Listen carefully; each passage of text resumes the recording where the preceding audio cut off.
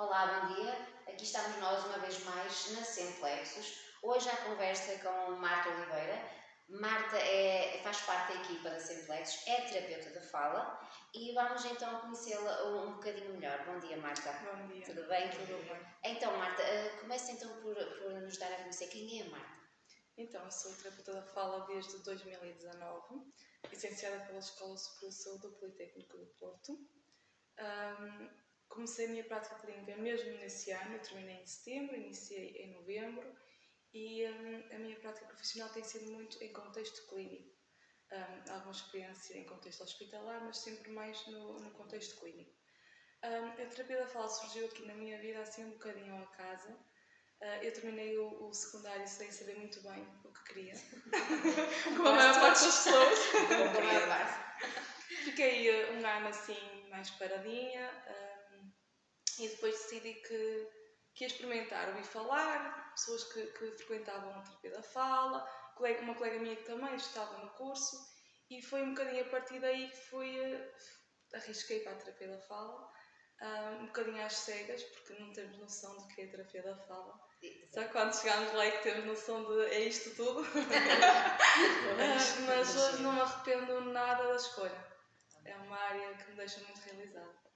Então agora explica lá melhor o que é isso da terapia da fala. Isso porque falámos até por nós, não é? Quando andámos à procura de um terapeuta para fazer parte da equipa, tínhamos uma ideia bastante redutora da área de ação. Sim, até que estavas a falar, é isto tudo, agora tenho essa consciência, é isto tudo. E eu andei este tempo todo que ignorância porque Sim.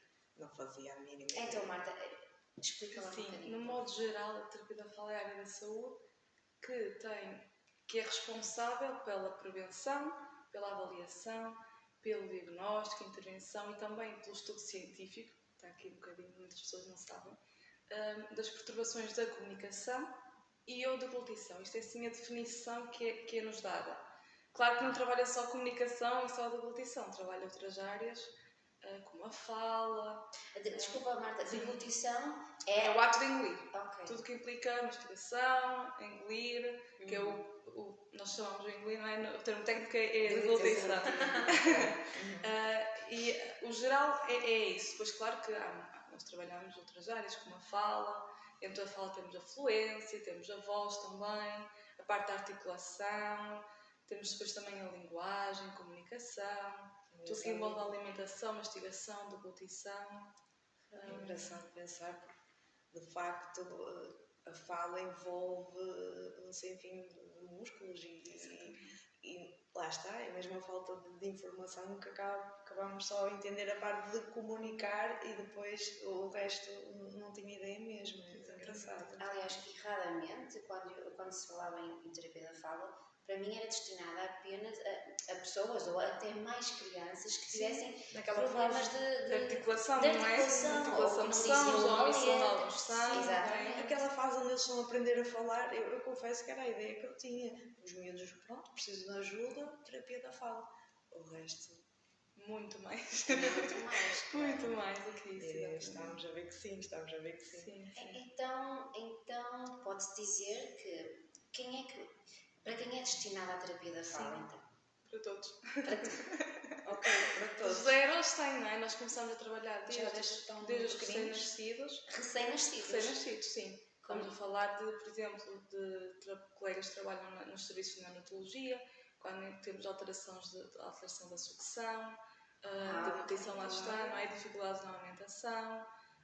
Há um trabalho que se pode partir daí nessa área, não é? E depois, por exemplo, dentro dos 0 aos 6 meses, se estarmos atentos a alertas, por exemplo, se a criança não reage a sons, não é? Tudo isso parte já daí, porque são são as competências iniciais que nós vamos precisar ter adquiridas para que mais tarde se desenvolvam outras, não é? A comunicação, a linguagem, não é? Parte tudo muito desde cedo. Pois, realmente. Por isso é que nós dizemos que trabalhamos dos 0 aos 100, não é? E claro, e depois numa fase mais... Sim. Ou seja, os mais novos, no fundo, se calhar até a evitar situações sim, muito trabalhar na prevenção. E os mais de idade mais avançada, e com a nossa idade, não é? Sim. Algum tipo de problema que também possa surgir. Então, nos adultos podemos estar a falar de perturbações adquiridas da linguagem por lesão neurológica, quando falamos de um AVC, de um traumatismo craniano, podemos estar a falar, por exemplo, de alterações da voz, não é? Rouquidão, afonia, quando as pessoas ficam frequentemente afónicas, não é? É tudo, por isso é que lá está, são áreas que nós trabalhamos de formas diferentes, consoante a idade de quem nos procura. Ok, Marta, agora está-me a surgir uma questão, por exemplo, doentes que tenham algum tipo de, pronto, que sejam diagnosticados com algum tipo de doença mais progressiva, As doenças degenerativas, por exemplo, se eventualmente pusessem a hipótese de fazer uma consulta contigo, fazia sentido? Ou em que trabalhos é que... Faz sentido. Quando, nos adultos, lá está, nós temos a parte do AVC, não é?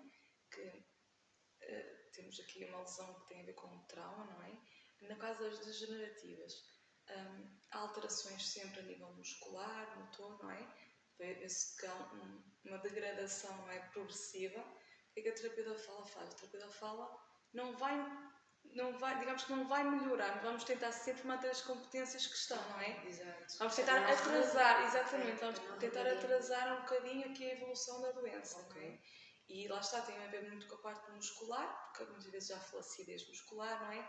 E todas essas alterações, quer estruturais, quer funcionais, depois afetam funções como a fala, não é? Porque vemos muita gente com dificuldades na fala, que não se percebe, não consegue articular tão bem. Depois também tem aqui a questão a nível também, vem toda a parte muscular, não é? A questão das dificuldades de engolir, não é? Muita gente se calhar tem que usar estratégias para conseguir facilitar esse processo. Vemos muita gente com sonda nasogástrica, por exemplo, não é? Isto é um trabalho que é feito por terapeutas da fala, não é?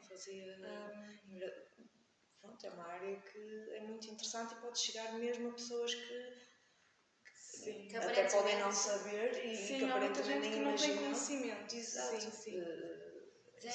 Daí eu agora perceber também como é que há uma lista de espera tão grande no Serviço Nacional de Saúde. Porque realmente isto é uma áreas muito vastas e idades muito vastas, não é? E é uma pena isto, já que estamos a falar nas listas de espera, Marta, também gostaria de saber a tua opinião, porque agora é muito normal, ainda bem que há essa consciência, não é? Dos técnicos de saúde orientarem as pessoas, sejam crianças, sejam adultos, para a terapia da fala. Mas depois há esse constrangimento porque há muita procura, há poucos terapeutas, não é? E há uma lista enorme de espera. Isso obviamente deve trazer consequências, porque uma coisa é, imagina, ter uma criança de 2, 3 ou 4 anos a precisar agora e só vou conseguir ter terapeuta daqui a 2 anos. Ou então um adulto que teve agora um AVC, que devia começar a trabalhar agora, mas só vai começar daqui a 2 anos, certo? Exatamente. Depois o trabalho, suponho eu, que seja mais difícil. Isto é um bocadinho difícil, quando nós temos uma lista de espera, é um bocadinho difícil de gerir o que é mais urgente. Se uma criança de 3 anos que ainda não fala ou que ainda não faz frases, ou se um adulto com... Nós temos, porque quando falamos é muito ingrato, porque uma criança, nós sabemos que ainda tem ali um período em que há uma evolução, não é? Certo. Quando nós estamos a falar de um adulto que tem, por exemplo, um AVC, nós sabemos que o melhor tempo para recuperar é até um mês após o acidente vascular cerebral, não é? Óbvio que 3 meses, se passarmos 3 meses, a evolução já vai ser mais difícil. Até aos 6 meses é aquilo que nós indicamos, que é aquilo que nós podemos esperar uma evolução. A partir dos 6 meses já é um bocadinho mais difícil haver evolução. Se calhar temos que começar a dar alternativas para melhorar ali um bocadinho a qualidade de vida das pessoas, porque há pessoas que ficam com muitas sequelas, há outras que ficam com poucas. Tem a ver um bocadinho também com o local da lesão, o tipo de lesão, não é? Há aqui muitas características que vão influenciar depois o processo de intervenção e de evolução. E é um bocadinho ingrato, não é? Porque tanto precisa um adulto que tem um AVC, não é? Que está com dificuldades, quer seja em comunicar, quer seja no ato da alimentação, da mastigação, da deglutição, não é? Que seja uma criança que está no início também da vida. Exatamente, porque nós sabemos que até ali aos 4 anos é ali uma grande evolução e são muitos processos que acontecem muito seguidos, não é? E que se calhar às vezes a falha de um ou o atraso da estimulação de uma área vai depois mais tarde influenciar o desenvolvimento de outras. Ok. Não é? E quem é que faz essa triagem, Marta? Vamos ver, imagina, eu sei que há imensas pessoas, têm chegado até nós imensas pessoas já com P1s, não é? Para sessões de terapia. E sei que essas pessoas, ou aqui num outro lado qualquer, vão se inscrever. Certo?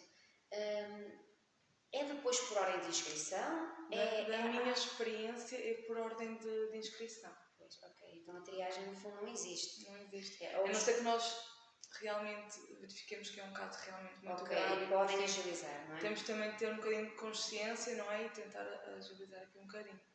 Porque realmente há muita lista de espera e nós não conseguimos dar resposta a toda. Nós queremos muito, mas não conseguimos.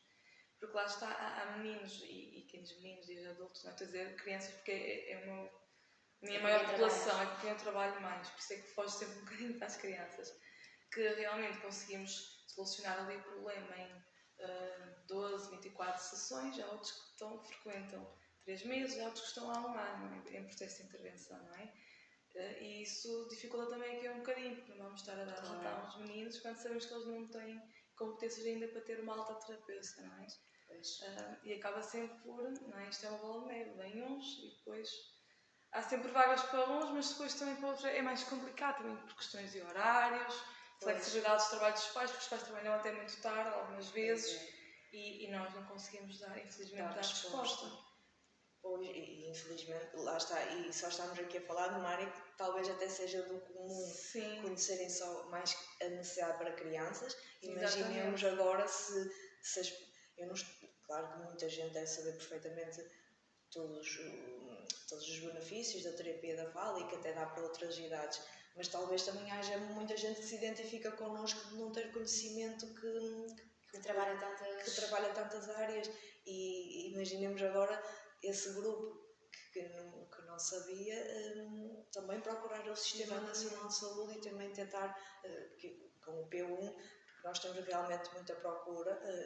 Nós neste momento não trabalhamos com nenhuma convenção, nós simplex, com o Sistema Nacional de Saúde, mas também temos consciência que é um processo também complicado para as empresas que assim o desejam. Na tua opinião, Marta, ou qual é o protocolo que se deve seguir numa sessão de terapia da fala? Eu sei que tem uma duração média, não é? Sim, as normalmente duram entre 45 minutos, é assim o ideal, 45, 50, não é? Até porque depois as crianças depois também depende um bocadinho, nós numa avaliação demoramos sempre mais um bocadinho, não é? E provavelmente a avaliação nunca ficará feita numa consulta, numa sessão, não é? Porque são coisas que às vezes eles sabem que estão a ser avaliados, temos que gerir ali um bocadinho. Às vezes só com passar alguma história que nós conseguimos perceber realmente ali algumas questões. Que eles são espertos. Mas pronto, inicialmente nós começamos sempre por uma entrevista, quer à pessoa que vem ter connosco que nos procura, quer à família. Quando estamos a falar de crianças, vem sempre acompanhada, não é? Mas quando vem adulto também é bom que esteja acompanhado, porque o trabalho de terapia da fala, nós focamos também na pessoa, mas não só na pessoa, focamos na família. Por exemplo, quando nós estamos a falar de uma pessoa que teve um AVC, por exemplo, e temos, por exemplo, uma perturbação da comunicação, alterações da comunicação, ele não comunica sozinho, não é? E quem passa mais tempo com ele é a família. Temos que dar estratégias à família, temos que perceber quais são as preocupações da família, porque a pessoa que está à nossa frente precisa de ajuda, mas a família também precisa de muito apoio, não é? Claro. E é super importante eles estarem nesse processo connosco. E nas crianças igual, o trabalho que nós fazemos em consulta tem que ser levado para casa, não é? Tem que haver um trabalho constante também por parte da família, porque uma vez por semana ou de 15 em 15 dias, consoante, não é? A necessidade, nunca é o suficiente, não é? Eles estão connosco 45 minutos, mas estão com a família a maior parte do tempo, com a escola a maior parte do tempo. Por isso é que nós trabalhamos aqui, já estou a fugir aqui um bocadinho. Não estás nada, mas nós trabalhamos com imensos profissionais, nós trabalhamos com psicólogos, com professores, com pediatras de desenvolvimento, otorrinos, fisioterapeutas, terapeutas ocupacionais, é todo um trabalho em equipa. Dentistas, disseste no outro dia. Exatamente, dentistas, super importante. Sim, é que entretanto também gostávamos depois de perguntar aqui outros. São muitas áreas e tem que ser um trabalho em equipa, porque muitas vezes nós sozinhos às vezes não conseguimos fazer nada e temos que encaminhar para conseguirmos ter resultados e atingirmos aqui os nossos objetivos. Até mesmo, por exemplo, se alguém, algum terapeuta que estavas a falar, também pode estar sensibilizado e talvez encaminhar para a terapia da fala. Tanto como nós encaminhamos para algumas áreas em que nós notamos que realmente há ali uma necessidade de uma opinião, de uma avaliação de outra área, nós encaminhamos, assim como também recebemos encaminhamentos de outras áreas, não é? Eu tenho pessoas que foram encaminhadas por otorrino, por questões de alteração da voz, por exemplo, alterações por exemplo, crianças que foram operadas a amígdalas, adenoides, e temos ali alterações musculares e depois também estruturais que influenciam um bocadinho depois a fala. E há imensas crianças que são operadas. imensas, e não têm ideia. Por exemplo, eu fiz essa cirurgia e nunca fiz terapia da fala, nunca fui sujeita a uma avaliação. Hoje em dia, há abertura, não é mesmo, da parte dos médicos para esse tipo de encaminhamento. E eles já nos encaminham para, nem que seja para uma avaliação, ver se está tudo bem, se é necessário ali alguma ajuda da nossa parte, e nesse... Faz todo sentido. Sim, faz todo sentido. Se tudo faz parte do mecanismo porque da fala, se nós pensarmos que temos uma criança que está, imaginemos, 7 anos a respirar pela boca, alguém tem que ensinar a respirar pelo nariz. Exato. Não é que já é automático para ela. Ela nem sabe que tem nariz, não sabe para que é que se usa o nariz. Mas é verdade. Eu não tinha pensado nesse exemplo, mas de facto... Temos que alertar, temos que consciencializar para que é que serve, não é? Como é que fazemos? Porque ela teve 7 anos da vida dela a fazer... O normal é não respirar pelo nariz. Para ela o normal é esse, não é? E nós também trabalhamos um bocadinho... Sim. Marta, e agora eu queria te perguntar uma coisinha muito específica que é, no outro dia naquela conversa que tivemos e que tu disseste que trabalhavas muitas vezes, ou não é que trabalhavas, que muitas vezes as pessoas eram encaminhadas para ti através de dentistas. E eu pensei, dentistas? Explica aqui também a quem possa estar interessado, como é que uma consulta nossa ao dentista, o próprio técnico pode aperceber-se de algum problema e encaminhar para a terapia da fala. Ok, então... Normalmente encaminham quando lá está, eles já não dentista porque tem uma alteração, pode ser da arcada dentária, superior, inferior, não é? E quando há, por exemplo, a postura dos dentes pode estar incorreta, portanto, temos os dentes muito para a frente, ou os dentes afastados, abertos, que nós chamamos de mordida aberta. O que é que acontece? Pode estar a acontecer por uma má posição ou uma má função dos nossos músculos, quer seja língua, lábios ou bochecha, não é? Imaginemos que nós temos uma língua muito em baixo, pode estar a empurrar os dentes, por exemplo, da parte de baixo, e o dentista, por exemplo, está ali a trabalhar, por exemplo, colocamos um aparelho. Se não for corrigida a postura e a força e o movimento, por exemplo, da língua ou dos lábios, vamos retirar o aparelho e vai haver uma recidiva. A língua vai continuar a fazer a função que ela estava a fazer e vai continuar, ou seja, o trabalho que foi desenvolvido pelo dentista não vai ter efeito, porque temos ali uma alteração também já estrutural muscular da parte da língua, não é? E por isso é super importante haver este acompanhamento ao mesmo tempo do trabalho do dentista e do trabalho do terapeuta da fala. Trabalhar em conjunto, porque trabalhar sozinhos não é? É mesmo incrível.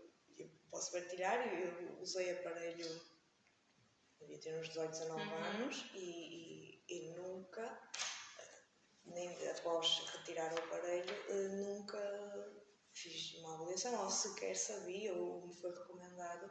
E de facto, não sei até que ponto agora estou-me a identificar, acho que um dia vou ser a primeira. Eu acho que vou mesmo bater à porta, porque faz todo sentido o que estavas a contar, que me identifiquei com algumas situações que de facto não sei até que ponto, porque o problema foi solucionado, mas depois não houve uma avaliação. De facto, talvez a língua, a posição dos dentes, tudo anda aqui. Isto trabalha tudo em conjunto, isto é tudo um conjunto que trabalha tudo em simultâneo, não é? Okay. E se nós estamos a falar, por exemplo, Vamos pensar, por exemplo, no respirador oral. Uma pessoa que respira muito pela boca vai ter algumas características, vamos olhar para elas e vamos notar. Vai ter uma face mais alongada, vamos notar muito mais a presença de olheiras, provavelmente a boca sempre entreaberta, não é ali, não é? Porque tem necessidade de estar sempre a Tem respirar. necessidade de estar sempre a respirar pela boca, a boca entreaberta, e se nós pensarmos bem, nossa postura, estamos com os lábios nesse caso, não é? Só o facto de termos os lábios entreabertos vai provocar aqui alterações musculares que vai influenciar tudo. A língua vai estar numa posição mais baixa, quando a nossa língua tem que estar a tocar no céu da boca, não é? Que é o que nós chamamos de céu da boca, que é este outro lado. Marta, que eu nem sei. Isto é muito engraçado. E tudo isso para provocar alterações lá está na parte dentária, não é? E depois temos também aqui outra questão, que nós estamos a falar da postura, para a correção depois da parte mais dentária. Sim. Mas quando nós temos alterações a este nível, estamos a falar também de alterações nas funções que estão associadas a estes músculos. E falamos da parte da fala, não é? Porque se nós temos lábios entreabertos, postura incorreta da língua, provavelmente há sons que nós utilizamos estas estruturas que não vão ser produzidos da melhor forma. Estamos a falar da mastigação, dificuldades da mastigação, não é? Estamos a falar do ato de engolir, porque a língua faz movimento, Exato. não é? Estamos a falar de sucção, por exemplo, dos bebés, estamos a falar de respiração, tudo isso são áreas que... Por exemplo, Marta, essas áreas que estás a falar que podem ser afetadas, então também pode ser afetado, por exemplo, a cervical, o pescoço, se calhar, exatamente. até dores musculares. Nós terapeutas de fala costumamos dizer, trabalhamos do pescoço para cima. Não é? Porque influencia tudo, a parte da tensão muscular, não é? Na cervical, exato. Está tudo interligado. E mesmo em casos de voz, não é? Também pode ter muito a ver também com a tensão acumulada. Eu estou aqui até caladinha, acho porque eu dou comigo a pensar, toda a gente devia fazer terapia da fala, pelo menos toda a gente devia fazer uma consulta de avaliação, não é? Porque às vezes a gente foca-se em determinado sintoma e não se apercebe das consequências que isso, não é? O que pode influenciar. De onde vêm as consequências, exato, meu Deus. É incrível.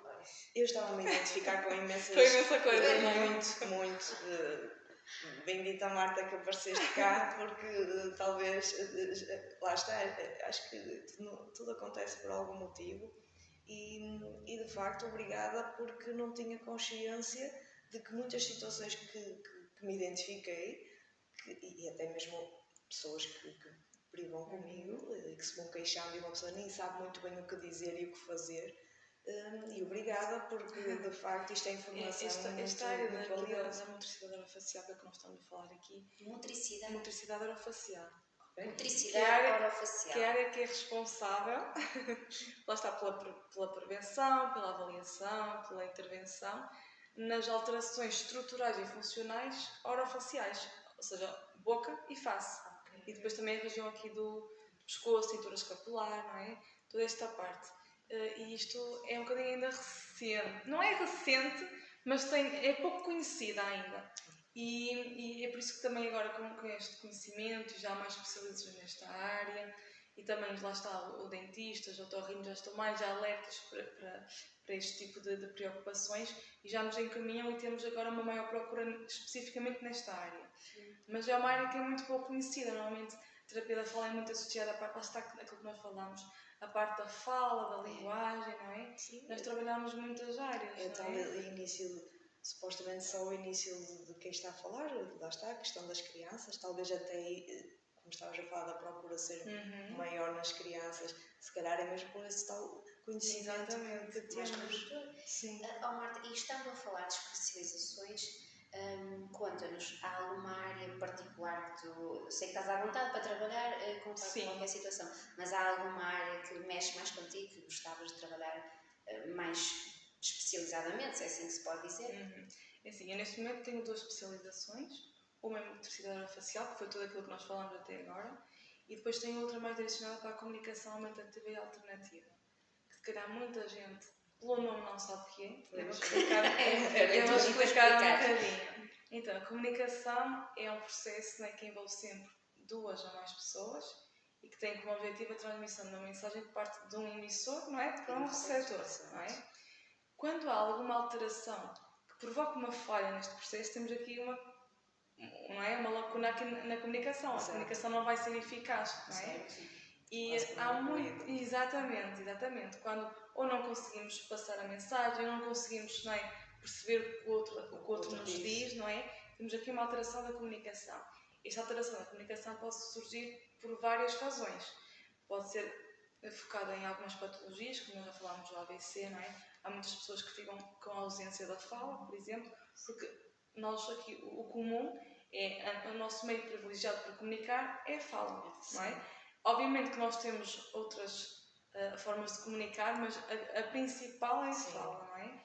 E quando há ausência de fala, temos que arranjar aqui formas que nos ajudem a comunicar, porque se nós pensarmos na nossa vida sem comunicar, não conseguimos fazer nada, não é? Não há interação. Não há interação, não há socialização, não há nada, não é? É muito difícil. Podemos estar a falar dos AVCs, podemos estar aqui a falar, por exemplo, traumatismos crânioencefálicos, podemos falar de autismo, várias áreas, não é? Sim. E quando nós falamos em comunicação aumentativa e alternativa, temos aqui dois conceitos, o aumentativo e o alternativo.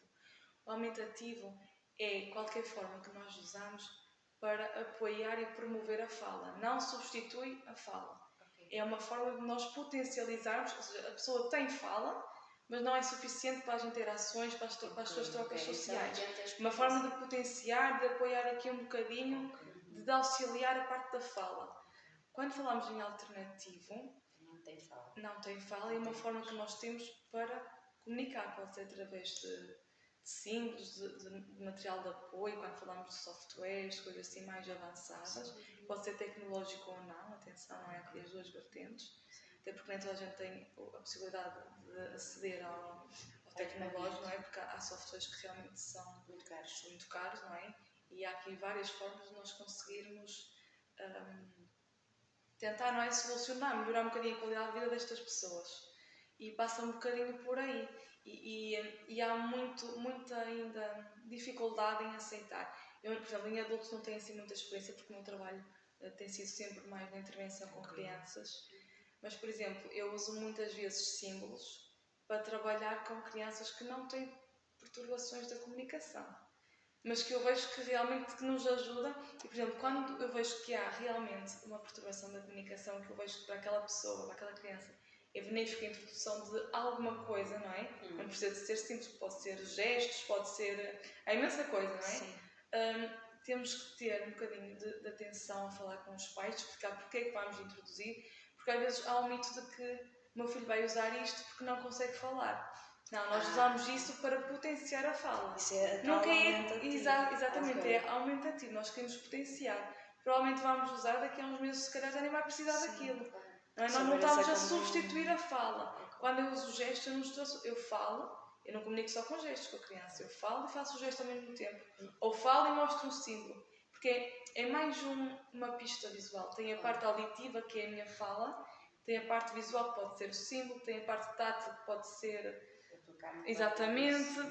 Então podemos ver quase como, vou dar é só um exemplo, mas por exemplo, nós quando temos dificuldades em mover-nos, às vezes usamos uma bengala ou usamos um apoio. Não quer dizer que vamos usar sempre. Exatamente, é uma forma de nos ajudar a chegar a um objetivo. No fundo é a mesma coisa, se a pessoa até há um cansaço, há aqui um trabalho extra que tenha que ser feito, se pudesse ser substituído por um gesto, se calhar faz todo sentido. Nós, na verdade, nós usamos sem nos apercebermos. Pois, era o que eu estava a pensar. Nós usamos imenso a comunicação não verbal, não é? Expressões faciais, os gestos. Ui, os olhos dizem tanto. Dizem tanta coisa. Exatamente. E também usamos símbolos. Sinais de trânsito, sinalizações. Ok, não tinha pensado nessa perspectiva. Claro. É comunicação. É comunicação, não é? Exatamente. E não é fala. Não é? E ajuda-nos. E ajuda-nos, é um facto. Se calhar é começar a ver o cenário de uma forma mais abrangente. Exatamente. E assim, ok, faz todo sentido. Não há necessidade de termos medo ou receio de que seja uma criança, seja uma pessoa mais velha. Ok, vai ajudar agora para uma melhoria que se propõe, não é? Exatamente. E se tivermos que usar aquele símbolo, ótimo, ainda bem que existem, ou qualquer alternativa, ainda bem que existem para podermos comunicar, não é?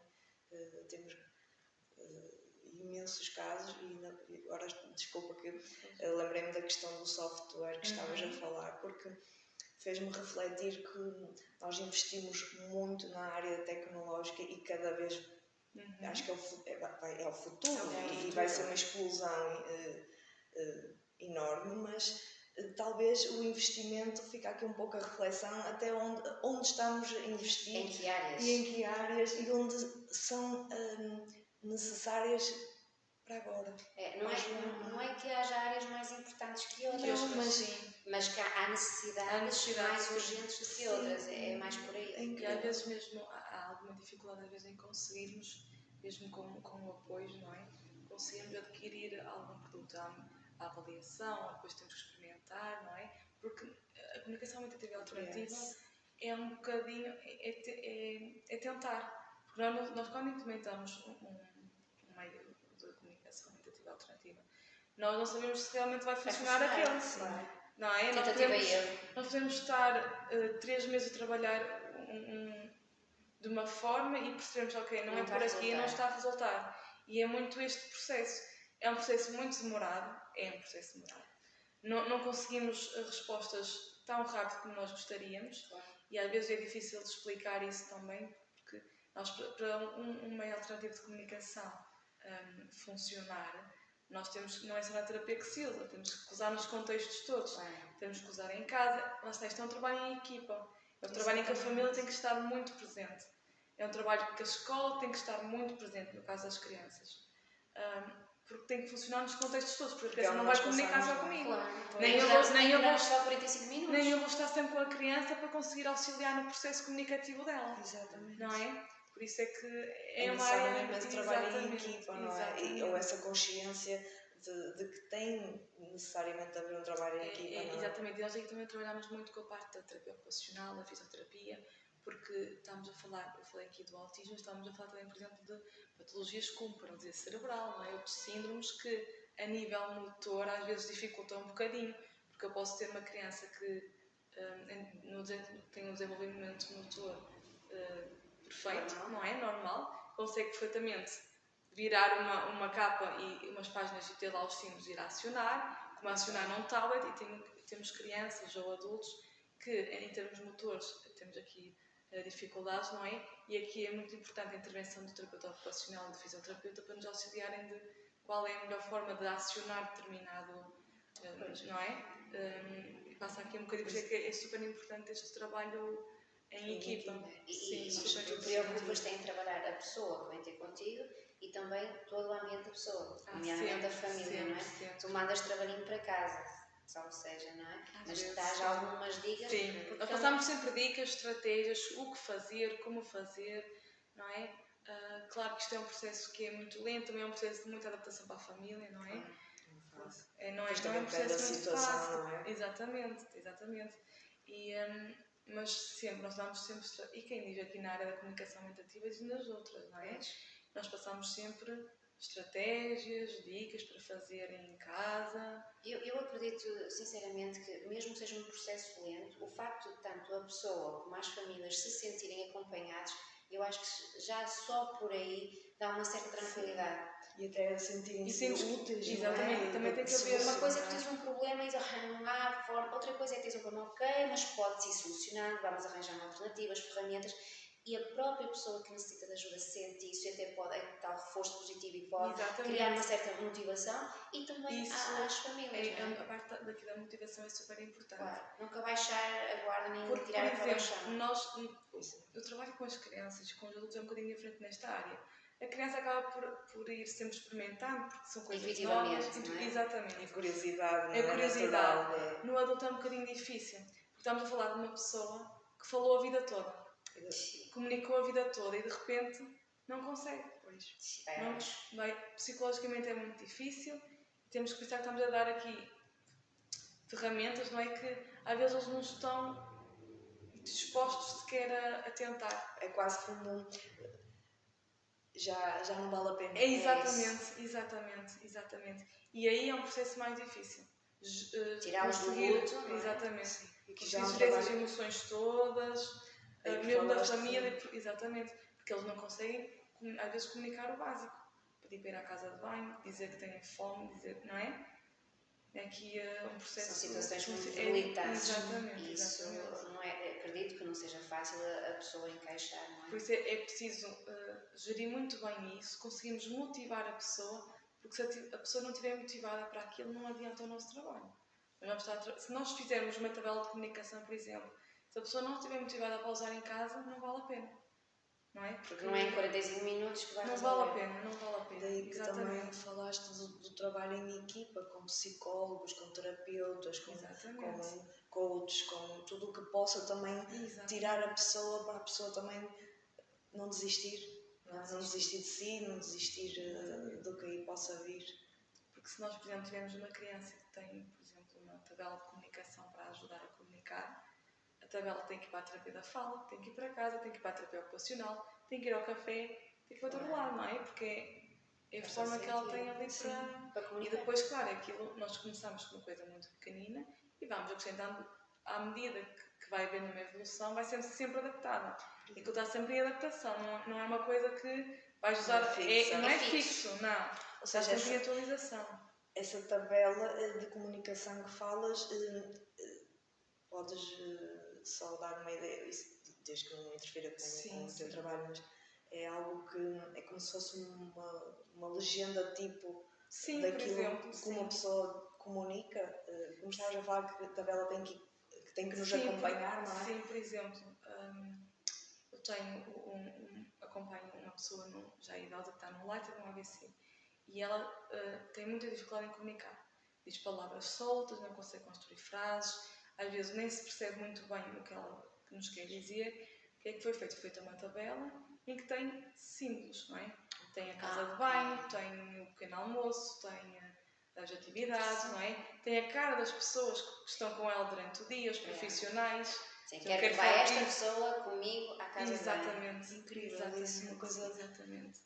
Isso estou a falar aqui um bocadinho das tabelas, que é aquilo mais básico, não é? Sim, mas há outras formas, não é? Sim. Ainda bem que, pronto, a partilhares connosco, lá está este trabalho que pessoas que se possam identificar, possivelmente até podem arranjar estratégias para aplicar já nos seus lares e com pessoas que se calhar até estão a cuidar, para cuidadoras. Exatamente, e agora que falas disso das estratégias dos cuidadores, a terapia da fala não serve só para... Lá está para a pessoa, nós podemos perfeitamente não ter uma avaliação, por exemplo, com a pessoa que tem a dificuldade, mas, por exemplo, com a família. Como tratar as estratégias, perceber quais são as falhas comunicativas que há. Agora estamos a focar um bocadinho na comunicação, mas serve para qualquer coisa, não é? Qualquer coisa, sim. Para prevenção, para informação.